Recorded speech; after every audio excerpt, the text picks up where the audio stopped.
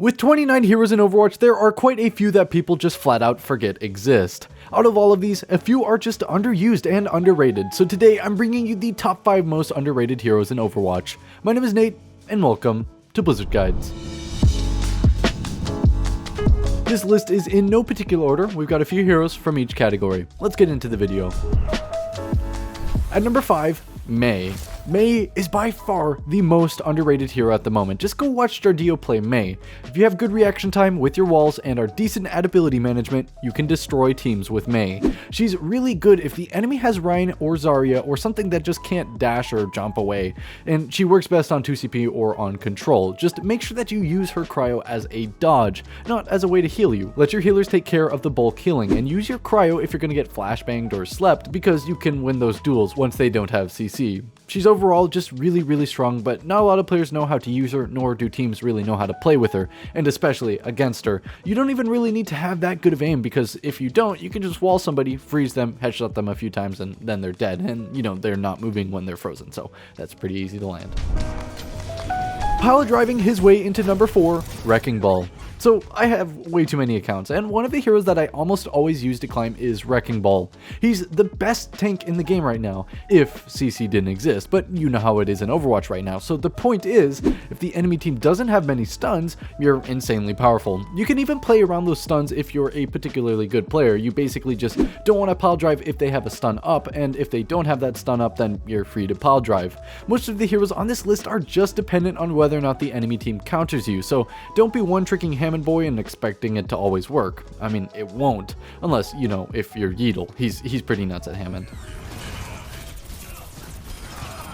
Ooh, got him. Yeetle.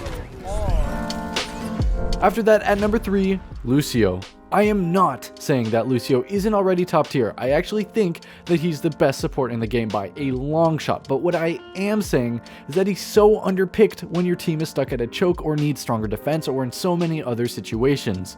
If you're a support main and your team is having trouble capturing points or playing control, just swap a Lucio for your off healer, and he is crazy strong. No other hero can reposition his entire team and also provide strong defensive capabilities with beat, so if you can get your team to regroup and then you speed boost when everyone is grouped, it is crazy good. When you're on 2CP, save amp for chokes, and when you're on capture, use speed boost at the gate, and then whenever you're trying to get to the point, and on payload maps, just use speed boost whenever your team is about to leave to attack or defend the cart. After that, at number 2, Reaper. Now, hold on, I know that in ranks at gold and below, Reaper is actually the most picked DPS. I'm talking about guys over in Plat, Diamond, Masters, and GM. He's actually one of the lowest picked DPS in those categories, but he is still crazy strong. I'm gonna keep it brief since I know that most of you viewers aren't at these ranks, but basically with Reaper, you need to have Lucio or Zen pocket you with discords or speed, and then you need to pick spots behind the enemy or around chokes and get a single pick, and then use Wraith to escape. Keep getting 1 to 2 kills, flanking, and keeping the enemy on their toes.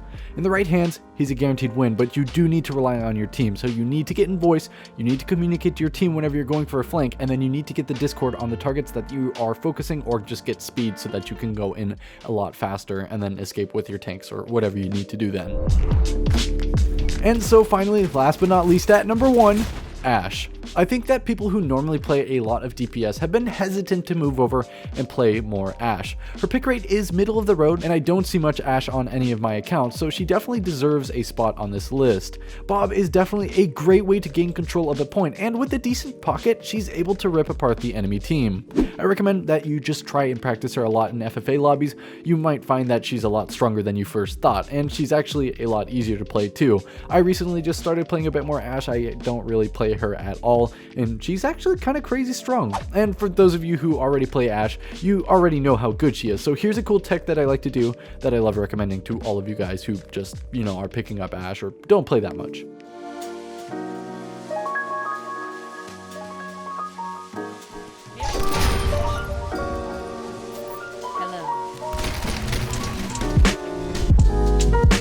But before I end this video, I'm actually going to announce a new series where I start breaking down plays by high and low level players, showing you a bit behind the thought process and small scale tricks that elevate your gameplay by a lot.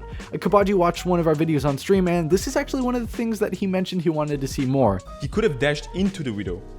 He didn't, like miss his flick. He knows the one slash is gonna kill her anyways. So he dashed to the left. dodge the widow shot. See?